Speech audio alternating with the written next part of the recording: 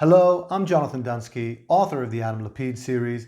On this channel, I talk about crime fiction and mysteries that I read and enjoyed. And today I'd like to tell you about a unique book called Dead Girl Blues by Lawrence Block. Lawrence Block, as you may already know, is a prolific writer of crime fiction. He's written a number of well-known series, including the Hard-Boiled Matt Scudder series, the Bernie Rodenbar series, and the Keller series. Dead Girl Blues is one of his more recent standalone novels that was published, I believe, just 2 or 3 years ago. It's a book that I don't think is right for everyone, but it's a book that I enjoyed a great deal and I appreciated it a great deal, both as a writer and a reader. And I think that if you're looking for something special, this might be the book for you. So let me tell you a bit about what Dead Girl Blues is, what the story is, and what makes it remarkable.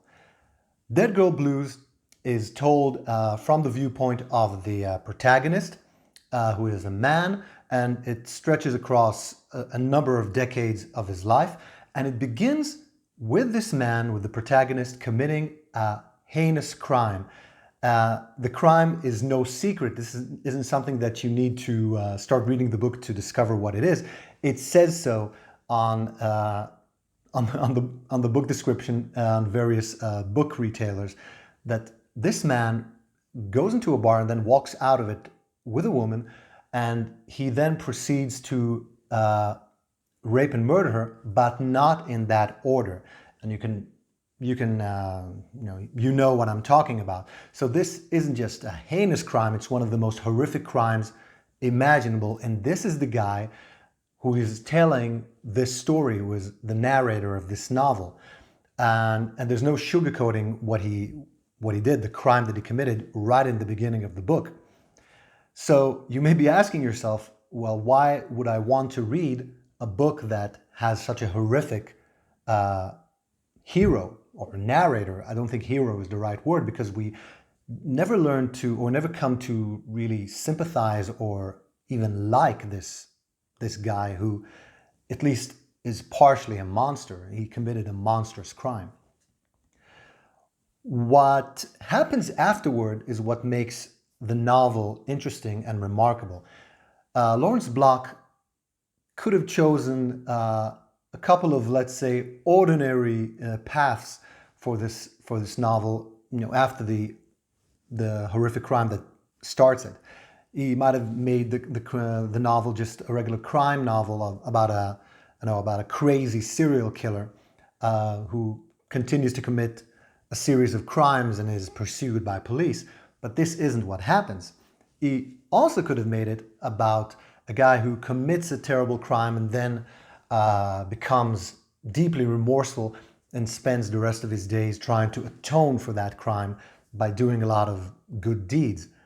But this is also not what happens. What happens in Dead Girl Blues, what the story is, about a guy who commits a horrific crime and then proceeds with his life. He doesn't continue his life of crime. He doesn't start a killing spree or anything like that. At first he commits the crime, and then he begins by trying to put a little distance between himself and the crime, to try to evade capture. And the book begins, I believe, in the 1960s, so it was easier back then. The art of forensic evidence was not as developed as it is today. So he tries to put a little distance between himself and the crime. He assumes a new identity and he starts to build a life for himself. And this life is quite ordinary. And in the back of his mind, there's always the recollection of the crime, his, let's say, wanderings about himself and why he committed it, the way he felt when he committed the crime and what he feels now. And it's not really remorse or anything as simple as that. It's much more gray. And he settles down somewhere in a town and he starts living his life. He gets a job, and then he starts a business or takes over a business, and he meets a woman, and he eventually settles down with her. And throughout the novel, he builds a regular life for himself, even though he still has those dark urges from time to time. He still knows about himself that he is not really wired all that well like other people, but he is a respected member of his community. He's well liked. He has an ordinary woman with whom he has a relationship. He, at some point, even has a kid. And he lives a life that is pretty mundane and regular, and that doesn't raise any suspicion that this guy is actually a monster, or at least committed a monstrous act. So you may be wondering, why is this novel interesting? It doesn't sound that interesting. I think that in the hands of a less talented author, it would have been quite boring. But Lawrence Block is one of those writers who can make anything interesting. He has a series character called Keller, who is a hitman. And Keller has a hobby. He collects stamps. And there are chapters within the Keller series that deal primarily with his stamp collecting. And I have no interest whatsoever in stamps, but I still found those chapters fascinating, which is a testament to the great writing skill of Lawrence Block, who is really a master of writing and of crime fiction in particular. So what you have in this novel, in Dead Girl Blues, is a character study of a man who committed a heinous crime and then has to live with it, but he sort of never actually feels totally bad for what he did, but he doesn't want to continue doing it.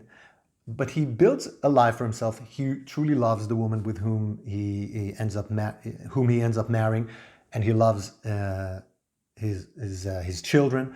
And he's a pretty decent guy. And it sort of makes you wonder whether the people that you see around you, your neighbors, the people in your community, may be harboring, some of them at least, may be harboring some dark secret from their past, even though they seem totally likable and ordinary. And as the story progresses, as years pass, and forensic science starts to develop, and our protagonist begins to wonder if now, when forensic science, when DNA starts, law enforcement begin to use it to solve old unsolved crimes, he may be found out after all, and the police may come knocking on his door, and he wonders what it will do to him, what it will do to his family and the people who know them. So this is simply a remarkable work of not really crime fiction, but just a terrific piece of literature and a terrific character study, and something that I've never read anything of the sort before. So this is a remarkable novel, and one that is quite short, so you can read it very quickly. The audiobook is terrific as well. And so if you can get over the fact, or over the initial crime, with the monstrous crime that the protagonist commits, you're in for something really special. So it's a disturbing book at times, but it's just a remarkable piece of writing, which I highly recommend if you're looking for something a little bit different, or very much different from anything else that you've read. You can find a link in the description below to where you can buy a copy of Dead Girl Blues. Let me know in the comments if you ever read this novel, or if you read any other novel by Lawrence Block. I'm keen to learn what you think of his work. So thank you for watching the video, and I'll see you in the next one.